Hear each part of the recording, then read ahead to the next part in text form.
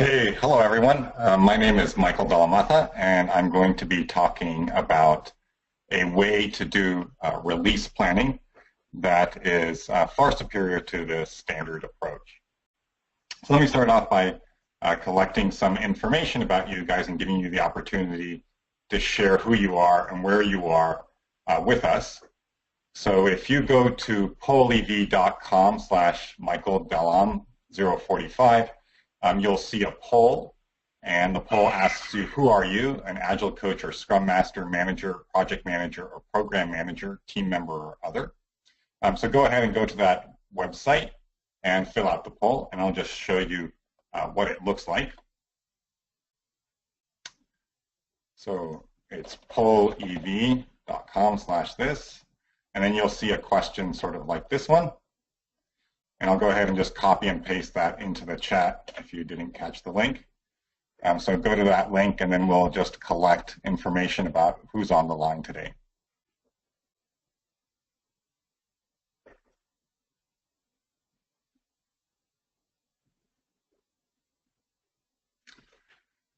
So we have one person who's a manager. Let's wait a minute or two before to give other people the opportunity. We have a project manager or program manager.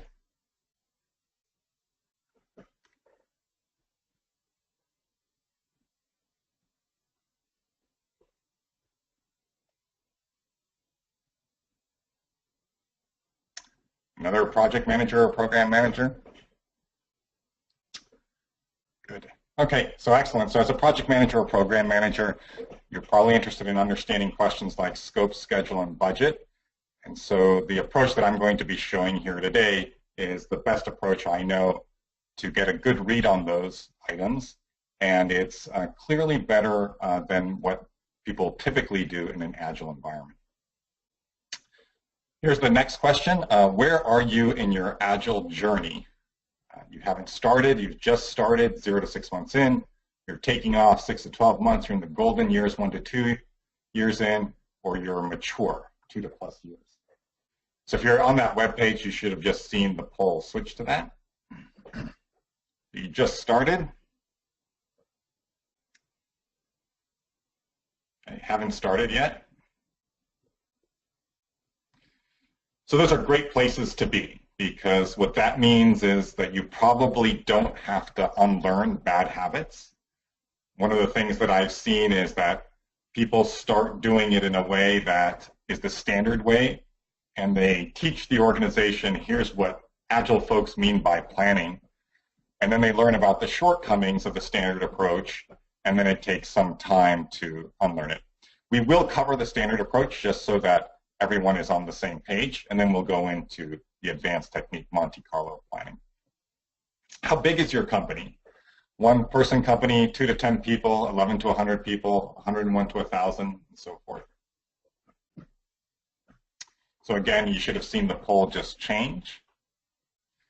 10,000 plus person company, that's a place where good release planning will pay off in spades.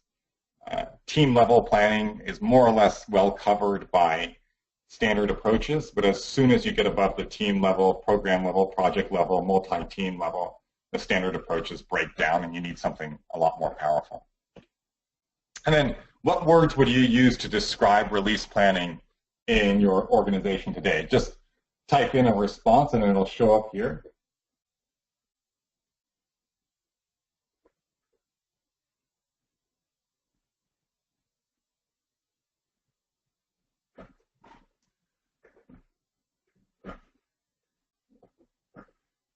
Difficult, ineffective, fractured, structured.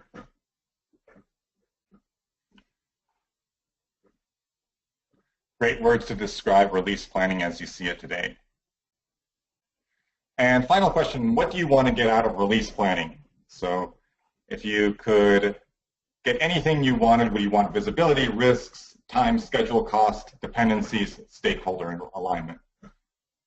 And go ahead and just sort these in order from most important to least important. And you use that by sort of clicking on the right side and clicking submit at the end. So one response is in, time, schedule, and cost is number one. Risks are number two, visibility, dependencies, and stakeholder alignment are number three. So that's great. I'll be focusing primarily on time, schedule, and cost in this presentation. And you'll get some sense of risk by looking at the variance of the plans that are produced. So thanks a lot for that information. So here's the outline for the talk. So I'll be talking about the standard approach, and then I'll be talking about the Monte Carlo approach. The standard approach is the one that's taught in a typical certified Scrum Master course. It's the one that's implemented by most tools in this space. And the Monte Carlo approach is significantly more sophisticated and gives you significantly more power. Here are some of the advantages of the Monte Carlo approach. So Scrum-based velocity planning will not work on multiple teams, even if there are no dependencies. So if you have two teams that need to be done by a certain date, standard velocity-based planning will give you a very poor estimate of the likelihood of finishing on that date and won't give you a better date. And dependencies are not addressed by standard planning approaches in any sort of rigorous way. So I recently had a conversation with someone who's leading a major transition effort at a company here in Silicon Valley, and I was asking them how they deal with dependencies in planning, and their response was, we're all human beings and we collaborate. And that's certainly great, but if you know in advance that two teams are tightly coupled because, say, their technical architecture requires it, you can do much, much better. You can achieve a much better estimate of what your planning release dates, time, scope, and schedule will actually be. And then Monte Carlo planning is a step towards having an end-to-end simulation and understanding of a company's operating and performance statistics, which is ultimately what we're striving for in Agile. Right? We want to have a very deep understanding of the entire company end-to-end, how it's serving the customer, and then we're improving that entire end-to-end value stream over time. So let's jump into the standard approach. So the standard approach has three steps. First, you order the backlog, and the backlog can be anything. They can be stories, features, epics, technical work. And if you're doing Scrum or something like Scrum, the product owner owns the backlog and owns the ordering. And so you end up with, after step one, with your entire release backlog ordered in the way that the product owner wants. And so if everything is done, then the release is good and it can go out into production. And then step number two is to size each item using story points. So story points are a very popular technique. They use the Fibonacci sequence to do relative sizing, the Fibonacci sequence 1, 2, 3, 5, 8, 13. You can create those estimates in many different ways. You can use a technique called poker planning. You can use t-shirt sizing, or you can use affinity estimation, which is a way of grouping stories. And I'll go into each one of those in a little bit of detail. And then finally, you do very simple math, which is that you count the number of story points in the entire backlog. You know the velocity, which is how many story points can be completed in a single sprint, and you divide the two, right? So if you have a backlog with 1,000 story points, and you have a velocity per sprint of 100 points, then 1,000 divided by 100 is 10, so it takes 10 sprints. So that's the basic approach, a high-level view of it. So let's walk through each of these steps one by one. So ordering the backlog. So a good question to ask is, in your company today, how do you order your backlog? How do you order your portfolio? How do you order your to-do list? So go ahead in the chat and type out how your company currently orders its backlog. So go ahead and just take a minute to just type out a half a sentence or a sentence about how your company orders its backlog in the chat.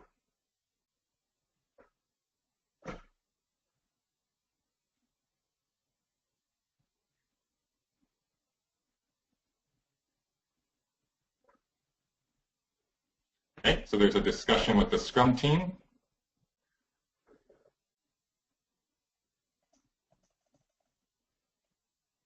Okay, so What I see mostly today is that people are using some sort of quantitative financial metric, such as return on investment, to order the backlog.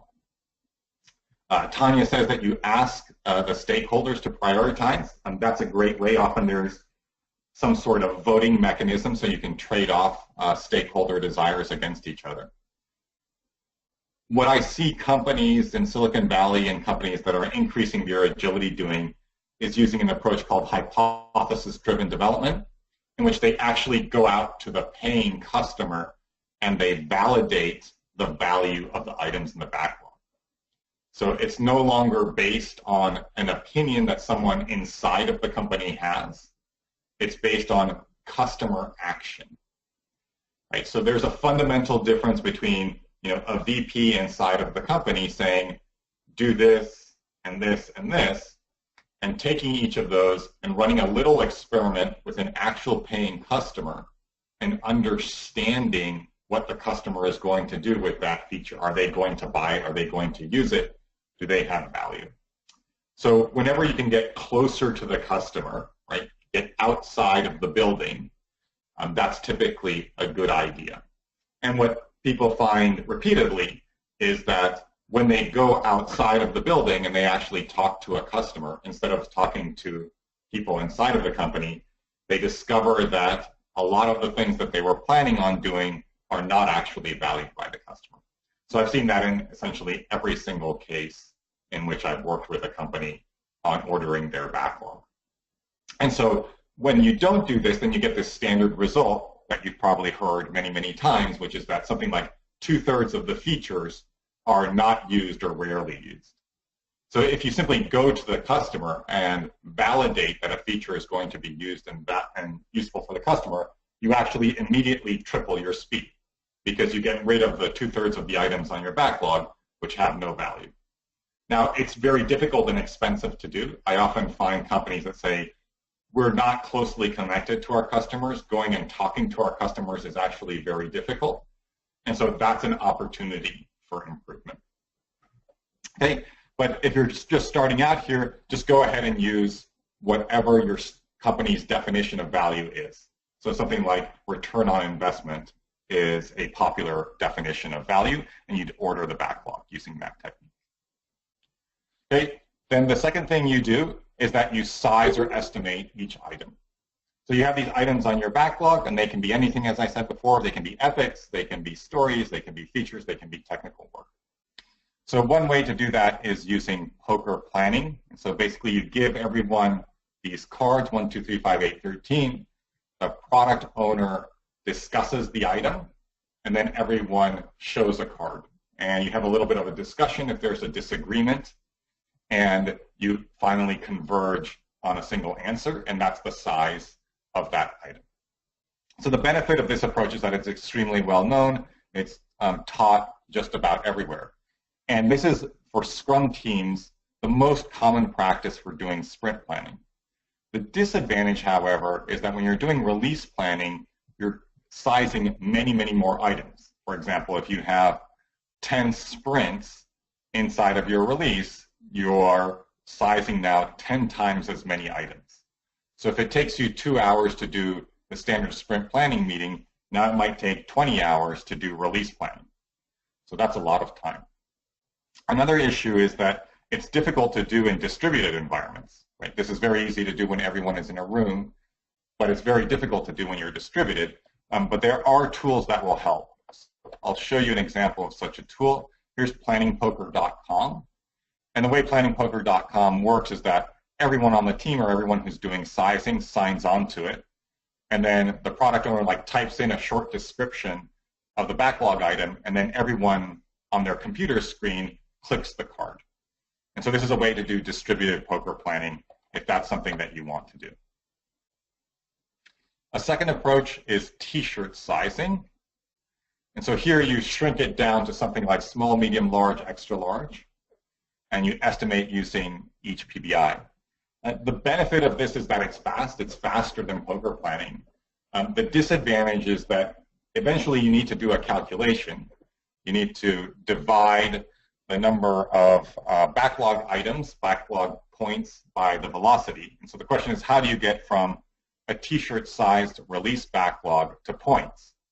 So for example, is a small 1 point and a medium 2 points, or is a small 1 point and a medium 3 points? And so doing that calibration is sometimes a little bit difficult. A third technique, which is the technique I typically use for companies that are doing this old school standard size planning, is affinity sizing. So the way affinity sizing works is shown on this picture. So you put the big poker planning cards on a wall. So here you see like 8 on the left side, 20, 40, there's probably a 13 in between there.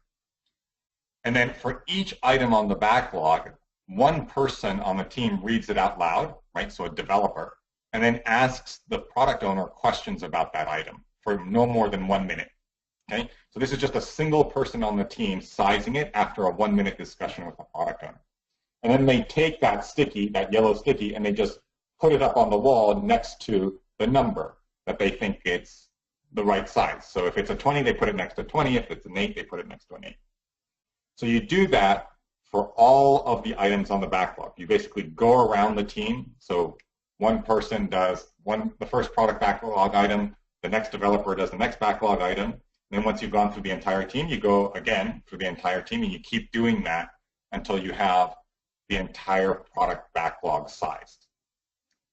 And then that's the first phase, and then the second phase is the editing phase. So in the editing phase, everyone looks at all of the sizing that everyone has done, and then they're allowed to make a change. So a developer gets up and says, I think this 8 is actually a 13. And so each person takes a turn doing that, and then you go around the entire team until everyone says pass. So in other words, everyone thinks that the current sizing is the right sizing. And so I've seen teams size 40 PBIs in 1 hour using this approach. And so this approach gets release planning down to a couple hours in almost every case. Teams tend to like this a lot. Product owners tend to like this a lot. And amazingly, it works. Right? I've had lots of people who've been doing poker planning for a long time, and I come in and I talk about affinity sizing, and they'll tell me there's no way that this is going to work with our team. And then they're just amazed when a release backlog is sized after an hour. And so people really like it. It's an extremely efficient way to do sizing. So that's number 2, step number 2. So after step number 2, what you do is you have the sizes for all of the items on the team. So we have a question. For step number 2, does the team go multiple rounds each time a member changes most one? Yes. So let's say Alice, Bill, and Charlie are the 3 members of the team. And Alice changes something. Bill and Charlie don't change anything. So they both pass. Then you go back to Alice because she changed something, and she may want to change something else. Okay? So you keep going around until everyone says pass. So what typically happens here is that everyone places things on the wall. So that's round 1. And then in the first editing round, almost everyone changes something. In the second editing round, about half the people change something. In the third editing round, like 1 or 2 people will change something. And then in the fourth editing round, everyone passes. Okay? So one of the interesting things that happens here is that people sort of get that when you're sizing 40 items or 100 items, it's probably not worth spending a whole bunch of time discussing whether something is a 2 or a 3. Right? It just doesn't matter.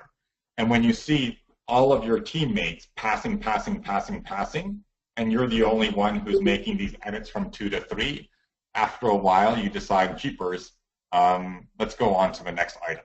Right? So great question. Thank you so much for that question. Okay, and then finally we have step number 3. And in step number 3, we just do this calculation, right? So in step number 2, we had the size of the backlog in points, right? So we just add it up, so let that be n. We have the velocity, that's how many points that we can finish in a sprint, so that's a v. And so the number of sprints is just n divided by v, right? So let's say that the size of the backlog is 200 points, and the velocity is 25, and you just divide those two, right? So 200 divided by 25 is 8 sprints, right? So that's the standard approach to planning, and it's what many companies do, particularly companies that are doing Scrum. It's not required by Scrum, but it's definitely the most common practice. So here are some of the advantages and disadvantages of doing this. So one advantage is that it's really fast. The second is that it's super easy to understand. Right? You can do all of the calculations and all of the work on the back of an envelope. You don't need a spreadsheet. You don't need advanced skills. And then there are many, many people in the industry who have done this. So even if you're just starting up your Agile transformation, there are probably people at your company who have done this in some other company. But there are a bunch of problems. Okay? So one is that it's based on just the average case. Right? We're looking at the velocity, which is just a single number of the average. So think about two teams, right? One which has a velocity that is an average of 100, but it oscillates between 50 and 150. Whereas another team also has an average of 100, and it oscillates between 90 and 110. So intuitively, the first team has a lot more variance, a lot more schedule risk, because they're oscillating between 50 and 150, whereas the second team is moving between 90 and 110. But this standard approach treats both of those in exactly the same way, because the average velocity is 100. And so when we did the survey at the beginning of this talk, you guys said that risk was really important to understand. And one of the problems with this approach is that it says nothing about schedule risk. It produces a single number. And effectively, it makes it seem as if you're guaranteed to get to that number. And it treats teams that have the same average velocity, but very big differences in the variance of that velocity in exactly the same way. A second big problem is that this approach only works for a single team. As soon as you have multiple teams and you want to know when both of them are going to be able to release because they're combining their work into a single release, it will not work essentially at all, right? It won't work even if they don't have any micro dependencies, right? Even if they're not working together sprint by sprint and they're only releasing together at the very end, this approach does not work. So one common mistake that people make is that they just take both teams and they treat them independently. And they say, okay, this team is going to release in 10 sprints, this team is going to release in 11 sprints, so together they'll be done in 11 sprints. So that's actually a pretty big mistake, and it will lead to very significant errors in actually understanding when the two teams are going to be able to release. And the problem gets worse the more teams there are. So recently I was talking to a company that has a total of 60 teams that release together, and using this approach would provide an extremely optimistic estimate of when they're going to release.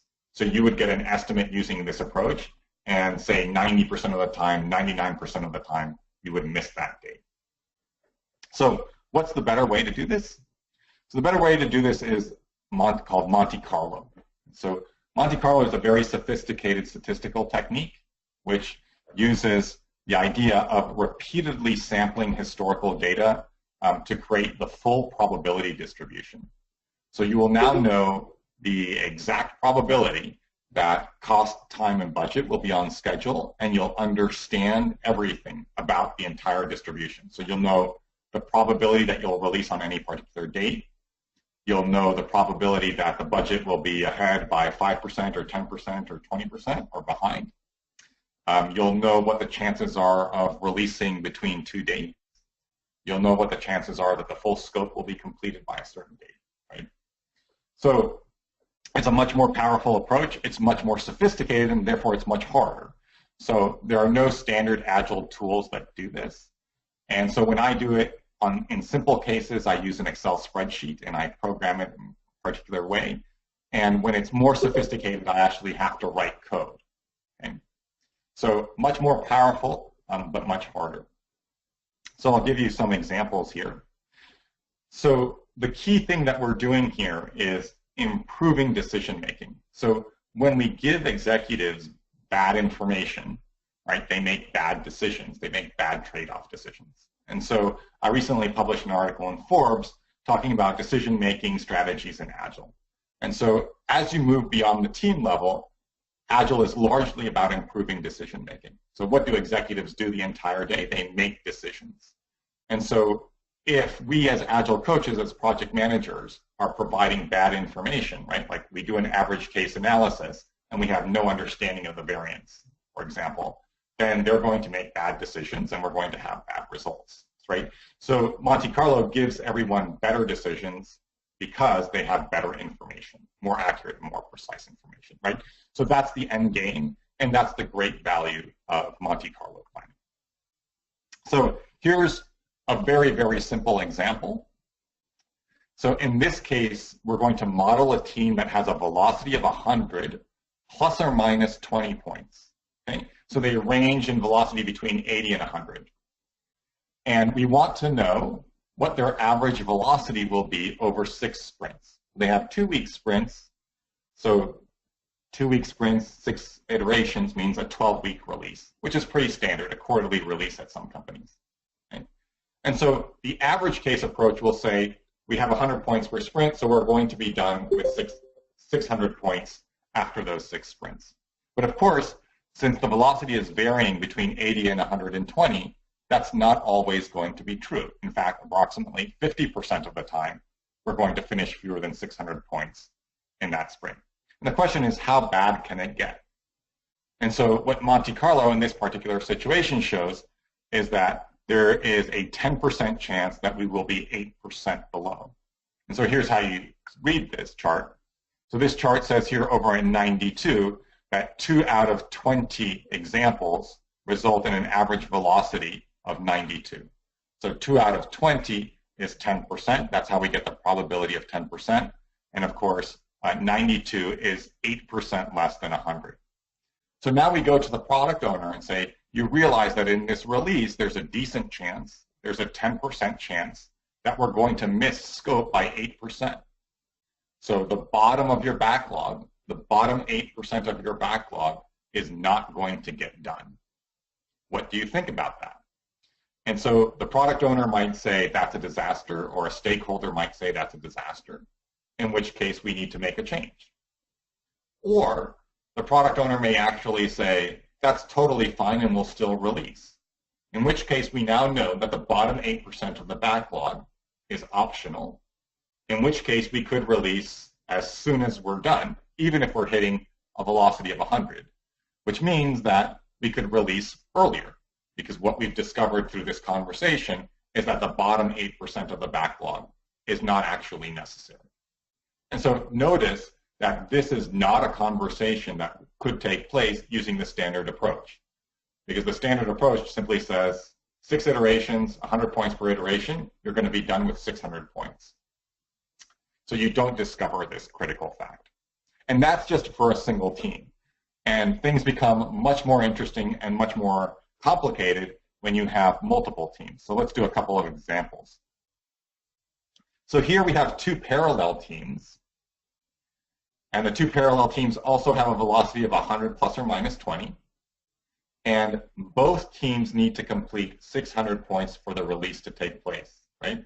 So 100 times 6 is 600 points. Like the standard approach would say, we're going to finish 600 points. And so to release, both of them have to be on schedule. And what Monte Carlo shows here is that there's actually a 60% chance that the schedule will be missed, okay? So if you look at this scatter chart, what we're doing is we're plotting the results of the Monte Carlo for Team 1 and Team 2. So on the x-axis, we have how many points Team 1 actually completes. And you see that it's mostly centered around 600, which is the average, but sometimes they're below and sometimes they're above.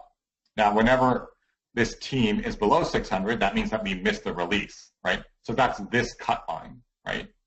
To the right of it, we hit the release. And to the left of it, we don't. And the same thing goes with Team 2, right? So Team 2, again, its velocity is averaged around 600, but sometimes it's above and sometimes it's below. So the only time that we are actually able to release is when we're in this upper right-hand quadrant, right? And if we count the number of points, the number of situations, there are only 8 out of 20. So there's only a 40% chance that we'll hit a schedule, and there's a 60% chance that we won't hit the schedule. So this starts demonstrating the problems with the standard approach, right? The standard approach would say we're going to complete 600 points on both teams and we're going to be on schedule, when in fact, there's a 60% chance that the schedule will be missed. And what's really cool about Monte Carlo is that we know this on day one. We know this before the project starts. So we can actually make a much better decision about whether or not this is something that we want to invest in or not. So we will stop projects that are going to fail a lot more quickly using the Monte Carlo approach. Right? Using the standard approach, you'd basically have to watch for the situation to unfold.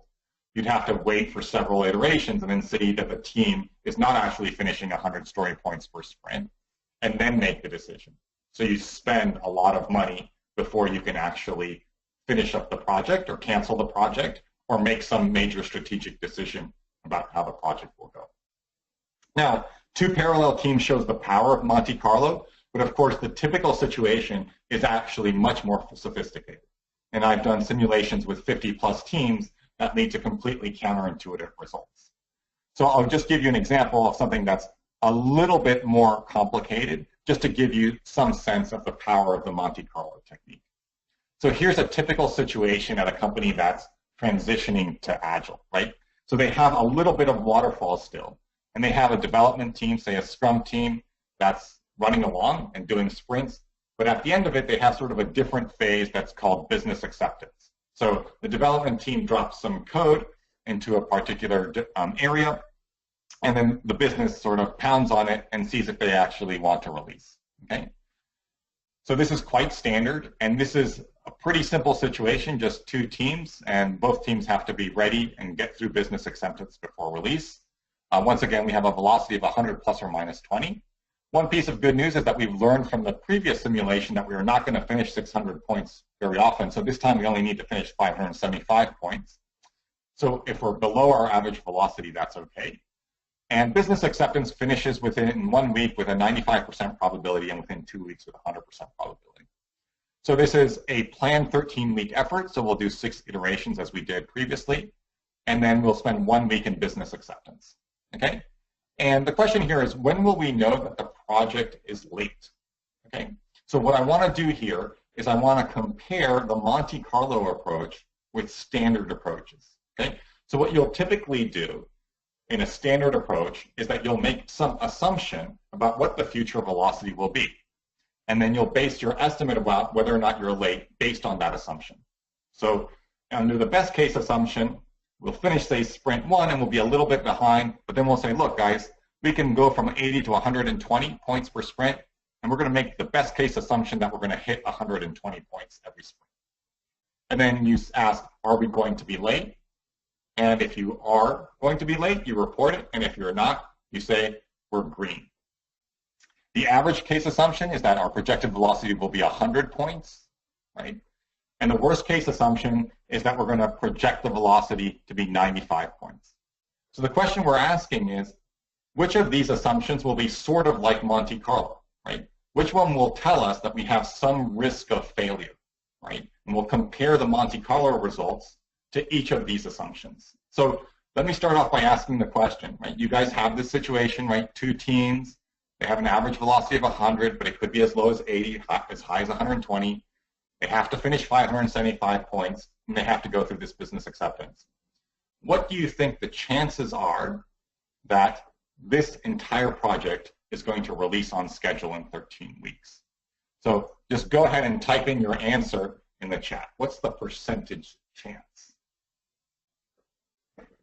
So I'm looking for a number like, 85% or 5% or 23%. What does your intuition say about the likelihood that this project is going to finish on scope and on schedule? So go ahead and type in your percentage into the chat box.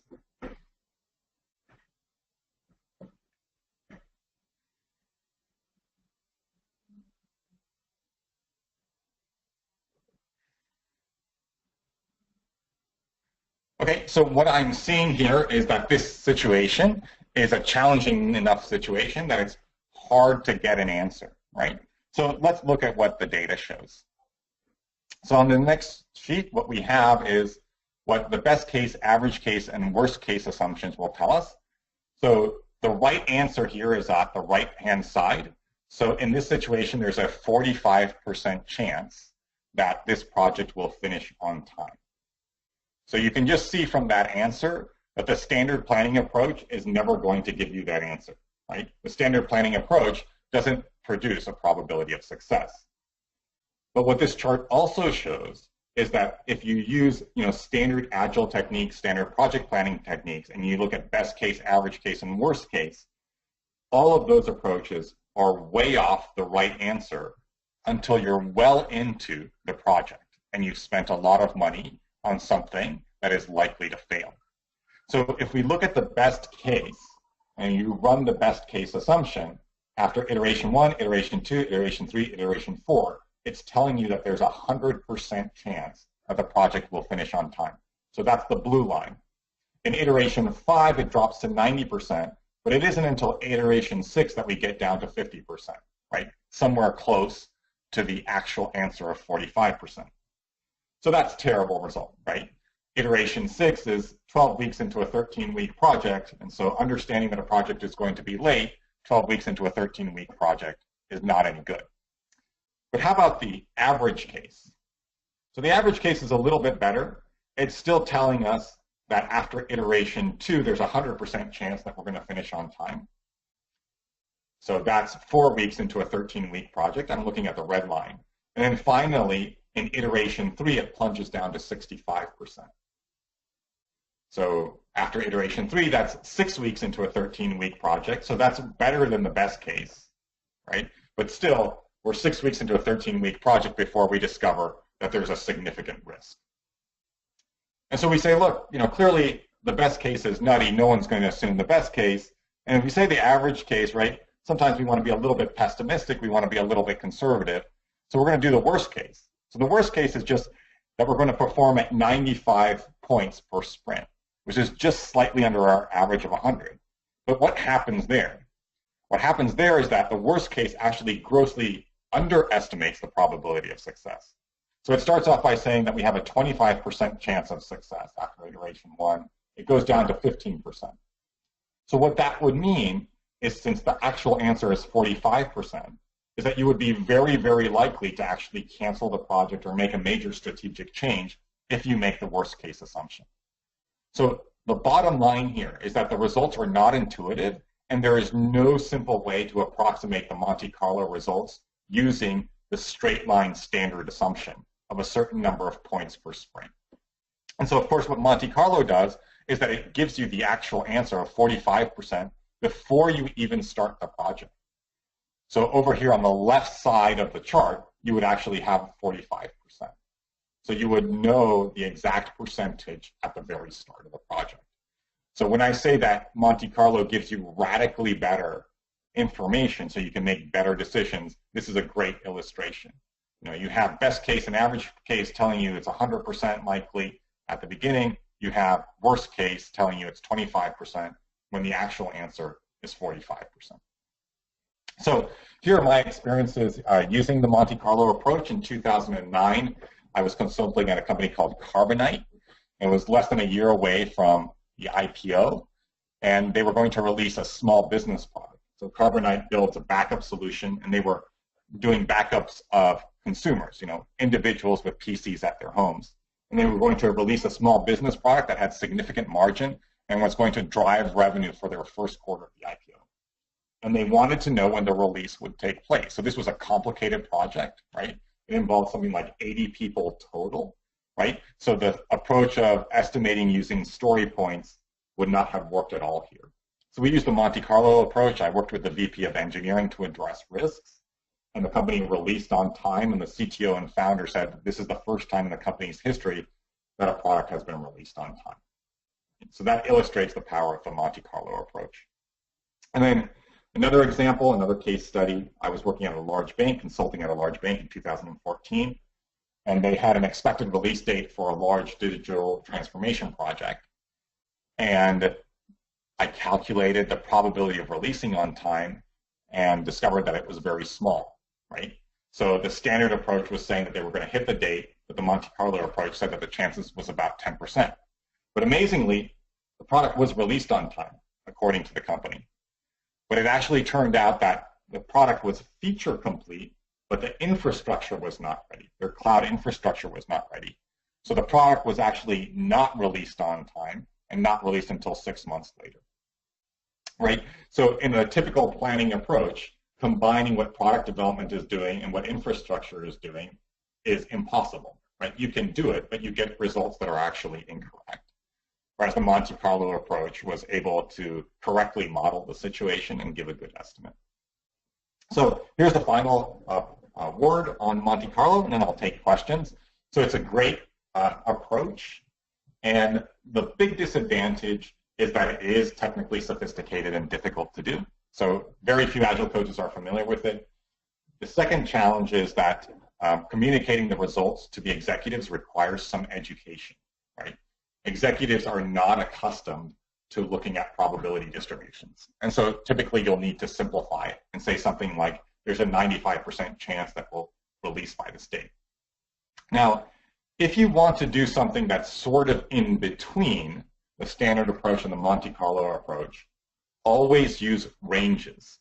So don't ask, when will this be finished or how much it will cost? Ask, what is the range, the low range and the high range? And what that does is that it captures the variance. Okay? Another thing that you can do here is you can actually have two groups provide an estimate. And so the difference between those two groups will also give you a sense of the variance. Okay? But it's absolutely essential to do this. As long as you're working with a single number, like the average case, you are completely wiping away variance. You're saying that there is no risk. Okay? So what the Monte Carlo approach does is that it builds in risk and does a phenomenal job of capturing risk from the start. And that's essential in making good decisions. But if you want to do something like a poor man's version of that, use ranges. Okay, so here are some of the things that you can do next. You can read my Forbes article on Agile and decision making, and I've put a link there to it. And if you want the spreadsheet that I use to create these examples, that basically runs a Monte Carlo simulation that you can use, go ahead and send an email. We are Starweaver. Education you can bank on. For more information, contact us.